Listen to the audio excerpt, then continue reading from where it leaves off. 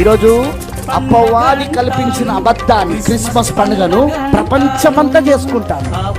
బైబుల్లో లేని పండుగ కోసం ఇంత ఫైటింగ్ ఏంది? కొందరు అంటారు, పాస్టర్ గారు మీరు అలా చెప్తే హిందువులు రెచ్చిపోతున్నారు. బాబు, నేను యేసు పుట్టలేదని చెప్తలేను, నేను పండగ లేదని చెప్తాను. నేను యేసు జన్మించలేదని నేను చెప్తలేను.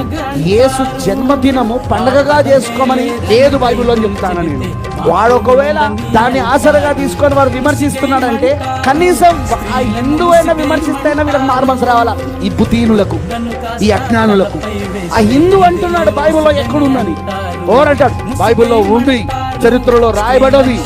అసలు నేను చెప్తున్నా, పండుగలలో పాత నిబంధనల పండుగలన్నీ ఇప్పుడు కొత్త నిబంధనలు జరుగుతానే. అవి ఆ కొత్త నిబంధనలో జరుగుతున్న పండుగలలో, పాత నిబంధనలోని పండుగలలో ఎక్కడ యేసు పుట్టినరోజు పండుగ లేదు.